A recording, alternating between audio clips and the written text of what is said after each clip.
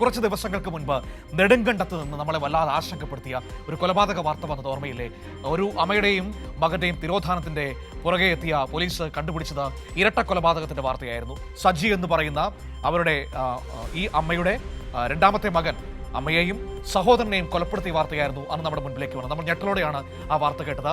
ആ വാർത്ത കേട്ടത് ഞെട്ടലോടെ എന്ന് മാത്രമല്ല, ആ കൊലപാതകത്തെക്കുറിച്ചുള്ള ഈ പ്രതിയായ സജിയുടെ വിവരണം അതിലേറെ ഞെട്ടലോടെയാണ് നമ്മൾ കേട്ടത്. ചെയ്ത ക്രൂരതയെക്കുറിച്ച് പറയുമ്പോൾ ഒരു പശ്ചാത്താപവും ഇല്ലാതെ അയാളുടെ മൊഴി നമ്മൾ കേട്ടതാണ്. ഇപ്പോഴിതാ പുതിയ വിവരങ്ങൾ കൂടി പുറത്തേക്ക് വരികയാണ്. വർഷങ്ങൾക്ക് മുൻപ് ഈ കുടുംബത്തിലെ ഗൃഹനാഥനെ, അതായത് ഈ പ്രതിയായ സജിയുടെ പിതാവിനെ കാണാതായിരുന്നു. ആ പിതാവിന്റെ മരണവും കൊലപാതകമാണ് എന്ന നിഗമനത്തിലേക്ക് പോലീസ് ഏകദേശം എത്തിയിട്ടുണ്ടായിരുന്നു. ആ വീടിന്റെ വളപ്പിൽ പറമ്പിൽ നടത്തിയ പരിശോധനയിൽ ഇപ്പോൾ കൂടുതൽ ശരീരാവശിഷ്ടങ്ങൾ, അസ്ഥികഷ്ണങ്ങൾ, ഒപ്പം തന്നെ വസ്ത്രത്തിന്റെ ഭാഗങ്ങളൊക്കെ കണ്ടെടുത്തിട്ടുണ്ട് എന്നാണ് മനസ്സിലാക്കാൻ കഴിയുന്നത്. കൊലപാതകം എന്ന നിഗമനം ഉറപ്പിക്കുന്ന തെളിവുകൾ പോലീസിന് ലഭിക്കുകയാണ്. നോക്കാം എന്താണ് സംഭവിക്കുന്നതെന്ന്. അഖിൽ തൊടുപുഴയിൽ നിന്ന് നമ്മളോടൊപ്പം ചേരുകയാണ്. നോക്കാം അവിടെ എന്താണ് നടക്കുന്നതെന്ന്. Akhil, good morning. ഏതായാലും ഇപ്പോൾ നെടുങ്കണ്ടം ഇരട്ട കൊലപാതകം എത്തി നിൽക്കുന്നത് മൂന്നാമതൊരു കൊലപാതകത്തിന്റെ ചുരുളഴിയുന്ന സാഹചര്യത്തിലേക്കാണോ? ഈ സജിയുടെ പിതാവിനെയും കൊലപ്പെടുത്തിയതാണ് എന്ന നിഗമനം പോലീസ് ഉറപ്പിക്കുകയാണോ? അതിന് പറ്റിയ തെളിവുകളാണോ കിട്ടുന്നത്?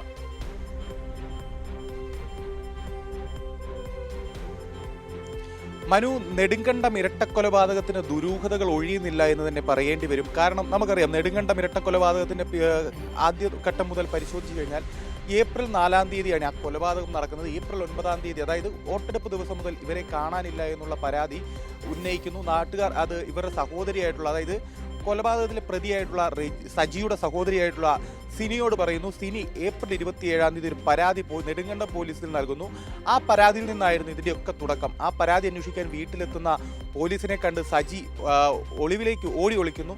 ശേഷം ആ വീട്ടിലെ മണ്ണിളകി കിടന്ന ഭാഗം പരിശോധിക്കുമ്പോഴാണ് ഞെട്ടിക്കുന്ന 2 കൊലപാതകത്തിൻ്റെ വിവരങ്ങൾ പുറം ലോകം അറിയുന്നത്. അതായത് സ്വന്തം അമ്മയെയും സ്വന്തം ജ്യേഷ്ഠ സഹോദരനെയും അതിദാരുണമായി കൊന്ന് സ്വന്തം വീട്ടിൻ്റെ വളപ്പിൽ തന്നെ കുഴിച്ചു മൂടിയ ഒരു അതിദാരുണമായ കൊലപാതക വിവരം പുറം ലോകം അറിയുന്നത് അവിടെ നിന്നായിരുന്നു.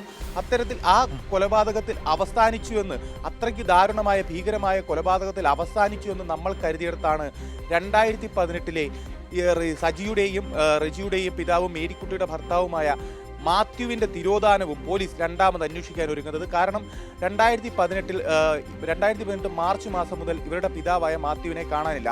അന്ന് ഒരു ഘട്ടത്തിലും പരാതി നൽകാൻ സജി തയ്യാറായിരുന്നില്ല. ജ്യേഷ്ഠ സഹോദരനായ റെജിയാണെന്ന് പരാതി നൽകിയത്. ആ പരാതിയുടെ അടിസ്ഥാനത്തിൽ പോലീസ് ആദ്യഘട്ടങ്ങളിലൊക്കെ അന്വേഷണം നടത്തി. അദ്ദേഹം ഒരു സുവിശേഷ പ്രാസംഗികനായിരുന്നു. പല നാടുകളിൽ സഞ്ചരിച്ച് സുവിശേഷ പ്രസംഗം നടത്തുന്ന വ്യക്തിയായതിനാൽ അദ്ദേഹം നെടുങ്കണ്ടത്ത് നിന്ന് ബസ് കയറി പോകുന്നത് കണ്ടു എന്നുള്ള ചില സാക്ഷിമൊഴികളുടെ അടിസ്ഥാനത്തിൽ മറ്റ് തെളിവുകളൊന്നും ലഭിക്കാത്ത ഘട്ടത്തിൽ ആ കേസ് പോലീസ് അവിടെ വെച്ച് അവസാനിപ്പിക്കുന്ന ഒരു സാഹചര്യമുണ്ടായി. എന്നാൽ ഈ നെടുങ്കണ്ടം ഇരട്ടക്കൊലപാതകം നടന്നതിന് ശേഷം ഈ 2018-ലെ മാത്യുവിൻ്റെ തിരോധാനവുമായി ബന്ധപ്പെട്ട് ഈ സജിക്ക് എന്തെങ്കിലും പങ്കുണ്ടോ എന്ന രീതിയിൽ വിശദമായ അന്വേഷണം പോലീസ് നടത്തുകയുണ്ടായി.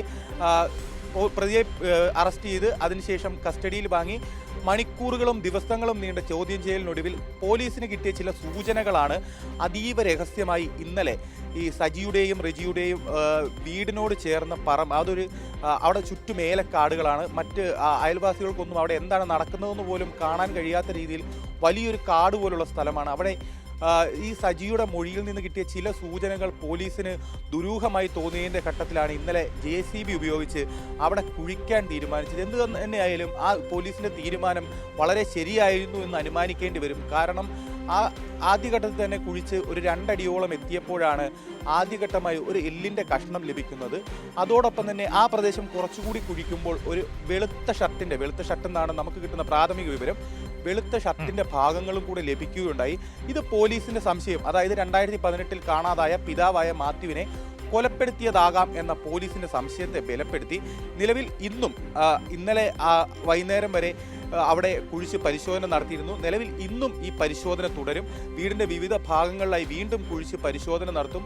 അത്തരത്തിൽ കൃത്യമായ അന്വേഷണത്തിനൊടുവിൽ മാത്രമേ ഈ 2018-ൽ നടന്ന മാത്യുവിൻ്റെ തിരോധാനത്തിലും സജിക്ക് പങ്കുണ്ടോ എന്ന് കണ്ടെത്താനാവും. കാരണം സജി ഒരു ഘട്ടത്തിലും ഇങ്ങനൊരു പങ്ക് സമ്മതിച്ചിട്ടില്ല. എന്നാൽ സജിയുടെ മൊഴിയിലെ വൈരുദ്ധ്യങ്ങളാണ് പോലീസിനെ കൊണ്ട് ഇത്തരത്തിലൊരു കുഴിച്ച് പരിശോധന നടത്തുന്ന ഘട്ടത്തിലേക്ക് എത്തിച്ചത്.